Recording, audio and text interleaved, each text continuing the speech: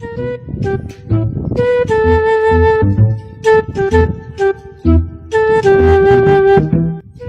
আলাইকুম ভাই, কি অবস্থা? ওয়ালাইকুম আসসালাম। ভালো আছেন ভাই? তারপর কি অবস্থা আপনার? আমার অবস্থা তো ভালো। আমার গাড়ির কি অবস্থা একটু বলুন। আরে ভাই দেখেন না, আসেন এদিকে আসেন। গাড়ি তো সব খুলে খুলে দিয়েছি, গিয়ার মিয়ার খুলে দিয়েছি, ওয়েল্ডিংও হয়ে গেছে, প্রায় কিছু কাম আছে বাকি, বাস হয়ে যাবে ইনশাআল্লাহ। আজকে 10-12 দিন হয়ে গেছে, আপনি কি করতেছেন এগুলা? গাড়ি এখন এমনি করে দিচ্ছি। আরে ভাই আমার লোক তো আসা লাগবে, আমার লোকই আসে না ঠিক মতন, গ্যারেজে আসে না, কাজ কাম করে না, ফেলে গেছে, খাওয়া দাওয়া শেষ চলে আসছি, টাকা দিবেন 2 দিন পর আপনি গাড়ি নিয়ে যান, সমস্যা নেই। আপনি যদি গাড়িটা কাজ না করাতে পারেন তাহলে গাড়িটা রাখেন কেন? ভাই আপনি একটা কথা বললেন, আপনি গাড়ি রাখেছি কিসের জন্য আপনি জানেন না?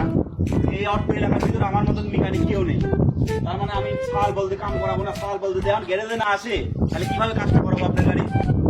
আচ্ছা ঠিক আছে ভাই, আমার সমস্যা নাই। আপনি যেটুকু কাজ করছেন না করছেন আমার কিছু টাকা দরকার নাই।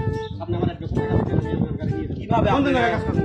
আমি অন্য আচ্ছা জায়গায়- সমস্যা নেই, আপনি নিয়ে যান, আপনি টাকা পয়সা সব ফেরত দিতে পারেন, কালকে আমার টাকা আসেন, সমস্যা নেই। আপনি আমার টাকা দিবেন। হ্যাঁ সমস্যা নেই, কালকে আপনি টাকা নিয়ে আসি, নিয়ে যান, সমস্যা নেই। ঠিক আছে, সমস্যা নেই। কয়দিন আগেও বালের লেবার ছিলি, এখন এসে একটা গাড়ির মহাজন হয়েছে, বালটা গাড়ি আমার কাম করা বলে হ্যান ত্যান এইটা 700 কত কিছু। দাও তোমার বালের গাড়ি বাড়ি নিয়ে যাও।